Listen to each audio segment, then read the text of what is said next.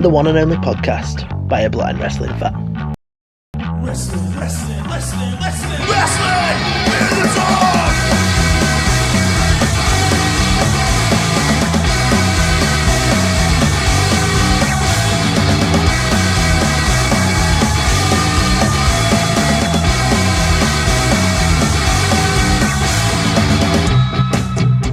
Hey up guys, welcome to another episode of WITD where it's time to talk about WrestleMania 36 Part 2.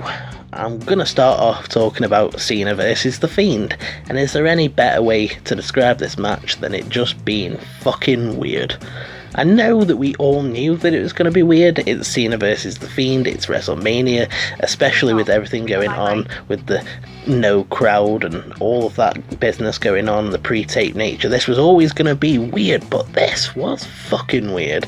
I just struggled to keep on with what was going on with it. I think that I might have preferred the Boneyard match, to be honest, which I definitely wouldn't have said that would have been the case yesterday. After I watched the Boneyard match, I felt sure that I was going to enjoy this match more, but I actually didn't. At least with the Boneyard match, it just feels like the issue was more that there was no commentary and then there's no audio description available, so I just felt left out, didn't know what was going on. It wasn't that I didn't necessarily think the story was bad or anything like that. I think if I'd had eyes, I'd have probably enjoyed it, but this is sort of the inverse of that, because I just found it really confusing. I had no idea what was going on, and I think even if I could see, I think that I'd still have found it confusing, but I definitely found it more confusing without the visuals there. There was just a lot going on. It was all over the place. I've been trying to unpack the story in my mind, but there was quite a few cool little bits in there. I did enjoy that Cena comes out, his entrance music plays, and then it gets interrupted by the Firefly-Funhouse theme, and Bray tells him that there's a world where our darkest virtues aren't kept a secret, where you have to face who you really are, why we do the things that we do, and that's pretty cool. I like that the Fiend is sort of presented as being inside all of us to an extent. He's inside Cena, he's inside Bray, and you just gotta let me in. And I just think that throughout this, the main thing was basically the Fiend trying to present Cena with himself, because that's his worst fear. There was all sorts of stuff about his ego and about his muscles. At one point, Bray called him Johnny Large Meat, the man with all the muscles but no talent. And I think personally that what I took from it was, rather than Bray saying all of these things to him, these are all of Cena's darkest fears, all of the things that he's always thought about himself. At one point, Bray tells him that Bray's had all of his opportunities and they just keep coming, and he says that he's a bully and he takes the weaknesses of others and turns it into a joke.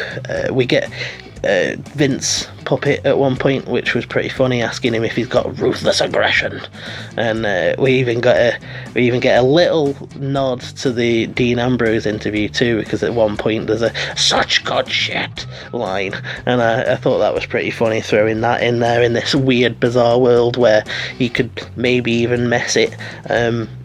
He turns Cena back into Thugonomic Cena at one point and traps him so that he can't speak anything but rhymes, which is pretty funny but also pretty lame, because Cena's lines are all pretty lame. The weirdest one, he tells him something like, "I've got a brand new idea for your lame puppet show. Take my junk and put it in a glove and call it Mr. Suck It, bro." I was like, what? He's just told him to put his dick in a glove and suck it, and that is the weirdest thing that I've ever seen on WWE TV. There's all sorts of stuff about Bray mentioning Sister Abigail, and they make lots of allusions to loads of different things from the past, whether it's Cena related or different things. There's 80s throwbacks and NWO stuff, and there's just a lot going on. And in the end, I don't know if they completely knew what was going on. I think they shot a load of skits.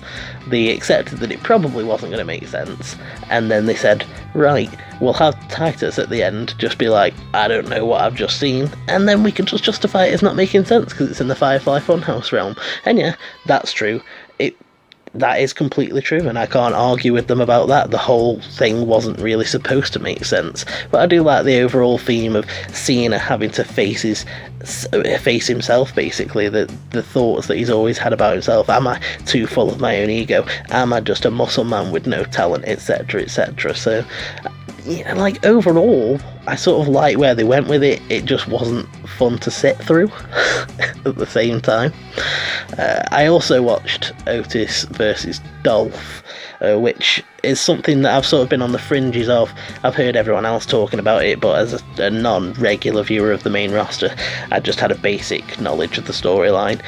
The recap was actually pretty good. It was quite entertaining to get caught up with all of this, what was going on, and see the little reveal with Sonya and Dolph and all that lot, and it was actually just presented really well. It was just like one of those Mean Girls type teen movies where you get the guy who just shouldn't be able to get with the hot girl that actually has a bit of a heart and would go for someone like that guy, and then the bitchy best mate that gets the utter dickhead guy to just go and wreck everything, and then it all unfolds from there, and it really has.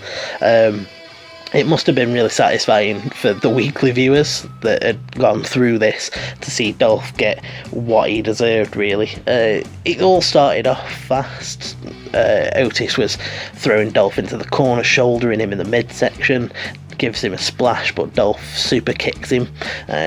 Takes control from there for quite a bit until Otis starts firing back up, and when he fires back up, he really, really does dominate, and he's just throwing Dolph around into the corners and stepping on his spine, and he gives him the singles version of the compactor, etc, etc. He's gonna go for the caterpillar, but then Dolph boots him in the knob, and everything looks like it's going to go wrong, but Mandy comes out, she runs down, attacks Sonya, gets in, Dolph screams at her that she's ruining everything, she boots him in the dick, and then Otis does the caterpillar, picks up the win, and he rides off with Mandy into the sunset.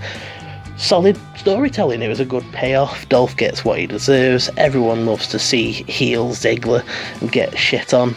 It was just a good payoff to the storyline, and I'm glad that they actually went with it rather than having JBL be right. JBL was making all sorts of jokes in this about Otis being a farm animal. He was like, as if someone like Mandy Rose would get with Otis, Peter would get involved. And Cole actually sniped back with a line that made me laugh. He was like, you've proved that there's someone for everyone, John, so I don't know what you're talking about. And I was like, well done, Cole, you actually got him there. I did like this. It's going to be fun seeing where they go with Mandy and Otis over the next few weeks. We'll probably get mind you, I'm so used to just being like, yeah, we've got weeks more of this storyline, but we don't even know where everything's going. But, you know, we should get some skits or something over the next couple of months. Either way, I'm looking forward to seeing what sort of storyline Mandy and Otis have. It should end up in some sort of mixed tag, maybe. It'll be fun seeing how Sonya and Dolph interact with each other, whether Sonya just kicks you into the curb and, you know, is just like, well, we were never friends, I was just using you for my own gain. At least they can't do like a romantic involvement sort of thing with them, because it's public knowledge that Sonya is gay, and I'm going to have said that and that's going to be completely wrong, but I'm pretty sure that's the case. So at least if that's the case, they can't do any sort of romantic involvement between them, in which case it could just be a little bit of a dangerous intergender team up, which obviously we're not going to get any intergender matches, but a mixed tag match between the four of them could be pretty entertaining, especially if they manage to bring a third person on, like for when Tucker gets back. I enjoyed this. I did think that it was a really decent payoff. Unfortunately, we have to get to Rhea Ripley and Charlotte now, and I don't like being negative, but I hated this. I really, really did. I really, really hated it. I'm one of the people that has a problem with Charlotte. I don't think that she's a bad wrestler at all. I don't think that I ever really saw enough of her matches before I lost my sight to judge whether I thought that she was good or not.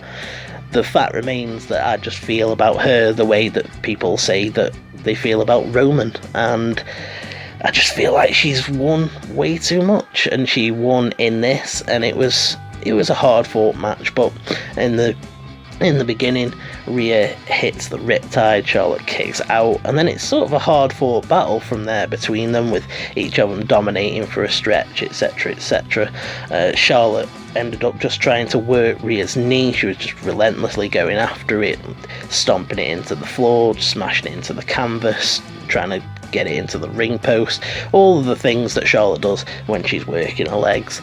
She gets one of them gets chopped in the throat at some point, which made me laugh, because in my Wrestle Queendom review, which isn't out right now but will be soon, there was a lot of throat chopping in that too, so it just made me laugh. It carried over, and then it was pretty cool to see Rhea sort of fighting through the pain of a leg.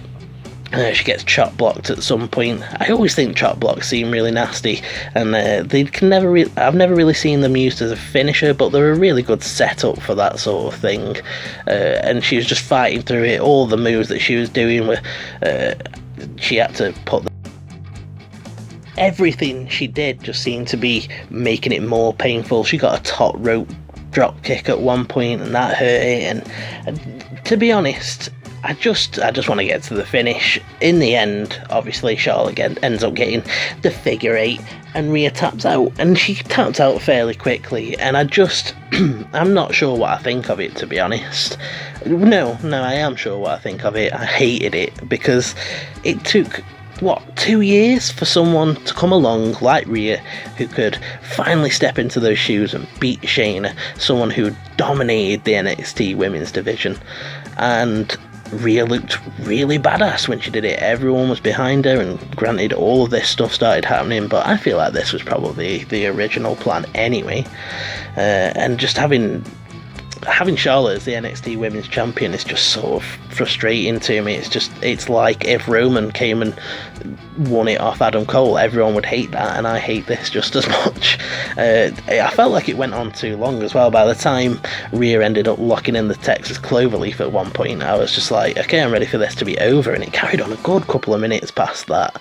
I did think that it was a good match, but I just thought that it dragged on too long, and then maybe my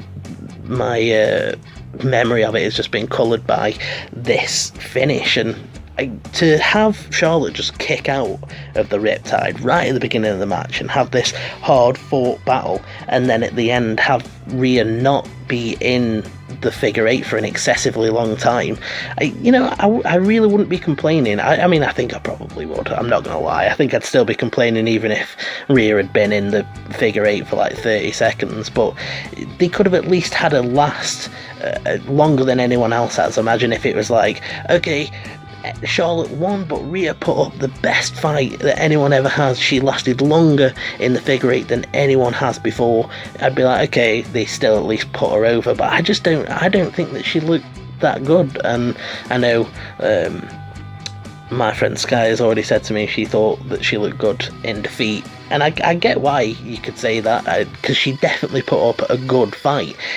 Charlotte didn't win easily. I think my main problem is the fact that she just didn't last that long, and I think considering that we had a kick out of Rhea's finish, I think that Charlotte's finish should have been given the same treatment.